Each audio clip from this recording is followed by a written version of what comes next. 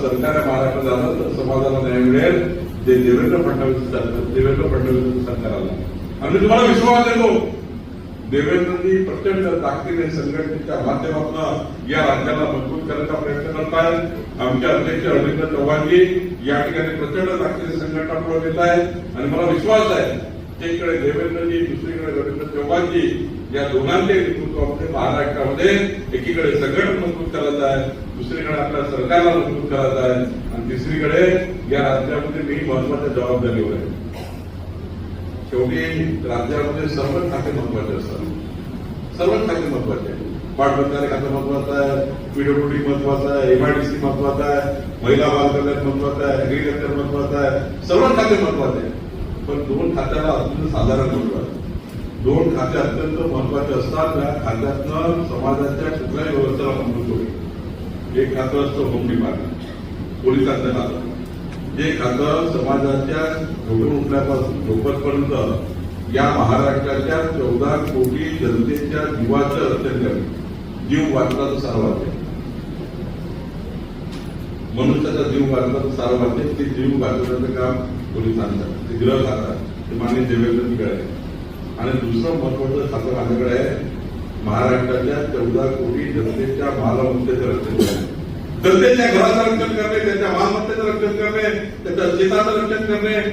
आणि त्यामुळे शेताचं, मालमत्तेचं, घराचं, दाराचं, प्रॉपर्टीचं, जी काही मालमत्ता आहे राज्यामध्ये आहे, जी काही जनतेची मालमत्ता आहे राज्यामध्ये आहे, घरं असतील, दार असतील, या सर्वांच्या मालमत्तेचं संरक्षण करणे माझी जबाबदारी आहे, महसूलची जबाबदारी.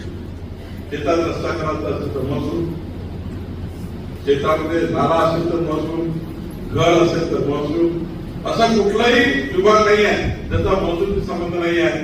त्यामुळं महसूल खातं असं आहे की कुठल्याही खात्याचा प्रश्न असेल त्याचा मेन कार्यकारी खातं आपलं महसूल खातं आहे. आणि त्यामुळं जिल्हाधिकारी असतील, तहसीलदार असतील, प्रांत असतील, मोजणी अधिकारी असेल, जो अधिकारी असेल त्या अधिकाऱ्याचं संपूर्ण व्यवस्था ही त्या ठिकाणी महसूल खात्याकडे असतं. आणि म्हणून मी तुम्हाला जबाबदारी सांगायला आलो आहे की आजपासून अत्यंत प्रचंड ताकदीने आजपासून कामाला लागा. आपल्या सरकारकडे प्रश्न आणा, सरकारकडनं प्रश्न सोडण्याची जबाबदारी, वेगळी जबाबदारी मी घेतोय. देवेंद्रजी, रवींद्र चव्हाणजींनी मला सूचना दिली आहे की रत्नागिरीमध्ये गेल्यानंतर आपल्या संघटनेची एक बैठक व्हावी. त्या बैठकीमध्ये आपल्या कार्यकर्त्यांनी आणलेले प्रत्येक काम त्या ठिकाणी पूर्ण करावे. एवढंच नाही तर पुढच्या काळामध्ये आपल्या कार्यकर्त्यांनी जे जे काही कामं जिल्हाधिकाऱ्यांनी आपल्या मंडळ अध्यक्षाकडे दिले त्या कामाचं संपूर्ण निराकरण आपल्या व्यवस्थेने करावं, सरकारने करावं. ही सुद्धा भूमिका आज भारतीय जनता पार्टीने स्वीकारलेली आहे. मी तुम्हाला आश्वस्त करतो की पुढच्या काळामध्ये तुम्हाला वाटलेलं, तुम्हाला पाहिजे असलेलं, तुम्हाला सोडवत वाटलेलं सर्व कामं, जनतेला जे काही शब्द तुम्ही दिले असाल, जे काही वाड्या वस्त्यामध्ये जे काही प्रश्न निर्माण होणार असेल, आज बघा मी सिंधूर या ठिकाणी एक छोटासा प्रश्न सोडवला. कुठल्या गावात? यादवजी मालमूरमध्ये एक रस्ता असा होता, तो शेत रस्ता आहे, अनादी काळापासून आहे. पण त्या शेत रस्त्याने 600 मीटर लांबी अशी आहे की 4 वाड्या त्या रस्त्याने जोडल्या तर मालमूरमध्ये तिथले विद्यार्थी 200-250 विद्यार्थी येतील आणि ते विद्यार्थी आपल्या शिक्षणाची व्यवस्था पूर्ण करतील. आज त्यांना 3.5 किलोमीटर दूर करून यावं लागत आहे.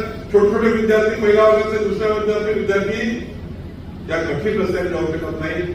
पण आपल्या सरकारने निर्णय घेतला की या राज्याचे सर्व क्षेत्र रस्ते, या राज्याचे सर्व क्षेत्र रस्ते जे महसूलच्या मालकीचे आहेत, त्याचा खुली महाराष्ट्र महसूल आहे, या रस्त्याचं जर बांधकाम झालं, शेत रस्ते जर खुले झाले, ते जर बांधकाम झाले तर या शेतरस्त्यांनी आपल्या त्यांच्या वाड्याची वस्त्याची किंमत वाढेल, त्या शेतीची किंमत वाढेल आणि त्या विद्यार्थ्यांना एका 6.5 मीटरवरनं आपल्या 4 वाड्याच्या विद्यार्थ्यांना एका शाळेत येता येईल. मी त्या विद्यार्थ्याच्या चेहऱ्यावरचा जो आरोग्य बघितला, 40 विद्यार्थी माझ्यासोबत होते, त्यांनी सांगितलं की इंग्रजाच्या काळापासून हा प्रश्न सुटला नाही, हा प्रश्न तुम्ही आल्यामुळे सुटला आणि 600 मीटर झाल्यामुळं 150 विद्यार्थी आता शाळेमध्ये जातील, ते 3.5 किलोमीटर जायचे, आता 600 मीटर म्हणून रस्त्यात जातील. त्या विद्यार्थ्यांच्या जीवनामध्ये नवी क्रांती देण्याचा निर्णय आपण केला. या महाराष्ट्रातील सर्व क्षेत्र रस्ते बांधकाम आपण करणार आहोत. एवढंच नाही तर या महाराष्ट्रामध्ये आपण जे जे काही करताय ते आपण निश्चितपणे चांगलं करू. मला अधिक वेळ नाही आहे, पण एक पुस्तक या सतीला देणार आणि याला केला प्रचार. या पुस्तकामध्ये तुम्हाला 90% प्रश्न मार्क लावता येईल. तुम्ही या पुस्तकामध्ये शास्त्र निर्णय काय, त्याचा विषय काय होता, या पुस्तकाचा एक QR कोड आहे, प्रत्येक पानावर QR कोड आहे. हा स्कॅन केला तर तुम्हाला पूर्ण कम्प्लीट डेटा तुमच्या हात येईल. शास्त्र निर्णयाची माहिती काय आहे, दर्जाला काय फायदा होणार आहे, संभाव्य लाभार्थी संख्या किती आहे. एक छोटा निर्णय घेतला तुकडे म्हणजे कायदा रद्द करण्याचा. तो कोकणात इतका महत्वाचा झाला. 60% परिवारांना न्याय तुकडेबंदी कायदा रद्द केला आणि गुंठेवारी कायद्याने आता गरीब माणसाची घर कायद्याचे होणार. 1 जानेवारी 2011 पूर्वी 1 जानेवारी 2011 पूर्वी जे घर कोकणामध्ये झाले असतील त्यांना स्वामित्व मिळणार. हे सर्व निर्णय मी आज सर्व निर्णयाची या ठिकाणी सांगणार नाही, पण या निर्णयाने काय फायदा होऊ शकतो हा तुम्ही नक्की या पुस्तकाच्या माध्यमातून करू शकाल. 33-40 वर्षात तुमच्या घरोघरी पुस्तक पाठवेल. 30,000 पुस्तक तुम्ही पाठवणार आहे. हे तर यावर्षी जे निर्णय आहे, पुढच्या काळामध्ये देवेंद्र फडणवीस सरकार आपलं सरकार जे निर्णय घेईल त्या निर्णयाची जेव्हा एक कुआप्रत आपल्याला पाठवून त्याचा अभ्यास नक्की केला. नंतर पुस्तकाला फेकून दिलं काही होणार नाही. तुमच्याकडे समाज हा आशेने बघतो आहे, तो अपेक्षाने बघतो आहे. समाजाची अपेक्षा तुमच्याकडनं आहे आणि म्हणून तुम्ही हे सर्व अपेक्षा पूर्ण करा अशी या ठिकाणी आपल्याला विनंती आहे. जे जे निवेदन तुम्ही आता आणाल ते सर्व निवेदन मी जिल्हाधिकारी कार्यालयात जाऊन त्या निवेदनाचा निर्णय करेल. ते सर्व निवेदन तुम्ही माझ्याकडे द्या आणि निवेदन आपले नसाल तर पुन्हा तुमच्या काळामध्ये आपण सर्वांनी निवेदनाची तयारी करा. ते प्रशासनाकडे द्या, सत्तेकडे द्या. गरज पडली तर मी मंगळवार बुधवार संध्याकाळी 6 ते 8 वाजेपर्यंत पूर्णवेळ भारतीय जनता पार्टी कार्यालयात बसतो आहे. सरकारचा समन्वय मी कौतुक आहे. सरकारकडे पूर्ण विचारचा समन्वय माझ्याकडे आहे. सरकारकडे सर्व मंत्र्यांचा समन्वय माझ्याकडे आहे. कुठल्याही मंत्रालय असू दे, शिवसेनेकडलं की राष्ट्रवादीकडलं की भाजपकडलं, जरी महायुतीचे सरकार पुन्हा मंत्रालय कुणाकडे लावते त्या समन्वय देऊन आपल्या कार्यकर्त्यांचे प्रश्न सोडण्याची जबाबदारी माझ्यावर आहे. ती रवींद्र चव्हाण यांनी माननीय मुख्यमंत्र्यांनी माझ्याकडे दिली आहे. निश्चितपणे या रत्नागिरी जिल्ह्याचे सर्व प्रश्न मी सोडून देण्याचा प्रयत्न करेन. मजबूत करण्याचा प्रयत्न आपण करू. तुम्ही मजबूत झाला तर आपण तुम्ही मजबूत जर झाला तर 2029 पुन्हा आपलं सरकार येईल आणि 2047 पर्यंत विकसित महाराष्ट्र संकल्प पूर्ण होईल. कारण माननीय मुख्यमंत्री देवेंद्र फडणवीसजींनी विकसित महाराष्ट्र 2047 म्हटलं आहे. मग विकसित महाराष्ट्र 2047 करायचं असेल तर 2047 पर्यंत भाजपा महायुतीचं सरकार व्हावं लागेल. ते आपण सर्वांनी आणण्यासाठी काम करायचं आहे आणि सरकार आणण्याकरता जनतेची कामं करण्याची जबाबदारी आपली आहे. ती आपल्याला पूर्ण करायची आहे. एकडे संघटन, दुसरीकडे सत्ता, हे दोन्ही टाकं 100च्या स्पीडने चालवू आणि रत्नागिरीला प्रचंड मजबूत करू. धन्यवाद. मुख्यमंत्री चंद्रशेखर बावनकुळे यांचा रत्नागिरीला पहिला दौरा. महसूल मंत्री म्हणजे राज्यातलं 2-3 नंबरचं खातं.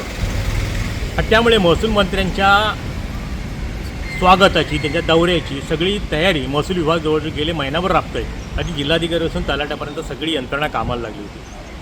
महसूल मंत्र्यांचा पहिला दौरा आणि तो सुद्धा काही म्हटलं तरी तो चर्चेतला विषय झाला. तर तुम्ही म्हणाल का अशी चर्चा झाली, काय त्या दौऱ्याचं आपल्याला दिसून आलं, कशाबद्दल या दौऱ्याची चर्चा सुरू आहे. मुळात महसूल मंत्री चंद्रशेखर बावनकुळे हे करड्या शिस्तीचे म्हणून ओळखले जातात आणि त्यांनी रत्नागिरी जिल्हा प्रशासनातील जिल्हाधिकाऱ्यांपासून तलाट्यापर्यंत सर्कलपासून ते कोतवालापर्यंत या सगळ्याचा त्यांनी जिल्ह्याचा आढावा घेतला आणि आढाव्यामध्ये त्यांनी काही अधिकाऱ्यांना आपण डोस म्हणूया नको पण काही शिस्तीच्या गोष्टी, प्रशासन कसं चाललं पाहिजे, का चाललं पाहिजे, प्रशासनाची प्रतिमा का उंचावली पाहिजे, कशा प्रकारे आपण काम केलं पाहिजे, काय चुका केल्या तर आपल्याला भविष्यात त्या त्रासदायक होऊ शकतात, याचं संपूर्ण अतिशय त्या बैठकीमध्ये काही विश्लेषण केलं. काही अधिकाऱ्यांना झापलं, काही अधिकाऱ्यांच्या बदलीचे आदेश तिथूनच निघाले आणि त्यामुळे एकंदरीत चंद्रशेखर बावनकुळे महसूल मंत्र्यांचा दौरा हा जिल्ह्याच्या दृष्टीने चर्चेचा विषय झाला. महसूल खातं म्हणजे जिल्हा प्रशासन आणि जिल्हा प्रशासना अंतर्गत अनेक कामं सर्वसामान्य माणसांची असतात आणि त्या माध्यमातून केली जाणारी कामं संघटनेला सुद्धा बळ देणारी असतात. एखादं छोटं मोठं काम असतं, तलाट्याकडे असतं, सर्कलकडे असतं किंवा ग्रामसेवकाकडे असतं किंवा तुमच्या जिल्हाधिकारी प्रशासनातील वेगवेगळ्या विभागात असतं, सातबाऱ्याचं काम असतं, रेशन कार्डचं काम असतं. ती सामान्य लोकांच्या निगडीत कामं असतात आणि ती कामं झाली की सामान्य माणूस सहसा काम करणाऱ्याला विसरत नाही किंवा त्या कार्यकर्त्याला विसरत नाही, त्या पक्षाला विसरत नाही. एकत्रित हे सगळं होत असताना चंद्रशेखर बावनकुळेने सुद्धा पक्षाच्या कार्यकर्त्यांना, पदाधिकाऱ्यांना सुद्धा कुठेतरी बळ देण्याचा प्रयत्न ह्या दौऱ्यातून केला असं दिसतंय. सुरुवात झाली त्यांची रविवारी गणपतीपुळ्याच्या दर्शनाने, त्या दिवशी संकष्टी होती आणि त्यानंतर त्यांनी आढावा घ्यायला सुरुवात केली. पक्षाच्या पदाधिकाऱ्यांची बैठक घेतली, मेळावा घेतला. मेळाव्यामध्ये पदाधिकाऱ्यांनी, कार्यकर्त्यांनी त्यांना काही गोष्टी सांगितल्या, आपल्या व्यथा मांडल्या म्हणा किंवा तक्रारी नाही पण व्यथा मांडल्या की जिल्हा प्रशासनाकडनं आम्हाला सहकार्य मिळत नाही, ती मिळालं तर साहेब पक्षाला अधिक बळ मिळेल. ह्याची जाणीव ठेवूनच त्यांनी, महसूल मंत्र्यांनी अधिकाऱ्यांना त्यांच्या बैठकीत वेगळ्या भाषेत सुनावलं आणि जाणारा संदेश तो गेला. अधिकाऱ्यांनी कशा प्रकारे काम करायला हवं आणि कोणत्या दृष्टिकोनातून काम करायला हवं हे त्यांनी सांगितलंच. पण दुसऱ्या बाजूला त्यांनी संदेश असा दिला की युतीचं सरकार आहे, युतीतल्या तिन्ही घटक पक्षांना समान वागणूक जिल्हा प्रशासनाकडे मिळायला हवी. भाजपचे पदाधिकारी असतील, कार्यकर्ते असतील, त्यांचीसुद्धा कामं झाली पाहिजेत. आता कामं होत असतील पण काही अपवादात्मक गोष्टी असतील, कारण अधिकारी सहसा फारसं टाळत नाही. पण त्यांच्या नजरेत म्हणा किंवा जिल्हाध्यक्षांनी तर प्रशांत यादव यांनी आपली खंत मेळाव्यात व्यक्त केली आणि त्यांनीसुद्धा हा दौरा यशस्वी होण्याच्या दृष्टीने चांगले प्रयत्न केले. रत्नागिरी शहरातले पदाधिकारी असतील, शहराध्यक्ष असतील, या सगळ्या मंडळींनी तो दौरा यशस्वी करण्याचा प्रयत्न केला, यशस्वी झाला. मेळाव्याला सुद्धा चांगली उपस्थिती होती. छत्रपती शिवाजी महाराजस्व अभियान लाभार्थ्यांना काही त्या वहीत वाटप करायचं होतं, दाखल्यांचं वाटप करायचं होतं, त्यालासुद्धा प्रतिसाद चांगला मिळाला. नियोजन चांगलं होतं. पालकमंत्री उदय सामंतांनी सुद्धा चंद्रशेखर बावनकुळे महसूल मंत्र्यांचं कौतुक केलं. त्यांच्यासोबत लांधाराचे आमदार भैया सामंतसुद्धा होते. जाता जाता पाली येथे भैया सामंतांच्या निवासस्थानी त्यांनी चहापाणी केली, चहापान केला आणि महायुतीतले घटक पक्ष आपण एकत्रित आहोत. येताना सावर्ड्याला शेखर निकम आमदार त्यांच्या सावर्डा शैक्षणिक संस्थेला त्यांनी भेट दिली. त्या ठिकाणी सुद्धा आमदार शेखर निकमांचं कौतुक केलं. पण एकंदरीतच महसूल मंत्र्यांचा दौरा हा प्रशासनाच्या दृष्टीने गतिमान करण्यासाठी उपयोगात पडलाच, पण त्यापेक्षा अधिक कार्यकर्त्याला मात्र बळ देणार ठरला. त्याचा उपयोग येत्या काळात त्यांच्या संघटनेला होईल अशी चर्चा आता सुरू झाली. टाइम करता किशोर मोरे, रत्नागिरी. टाइम्स डिजिटलला लाईक करा, शेअर करा, सबस्क्राईब करा आणि बेल आयकॉन दाबायला विसरू नका. Times digital.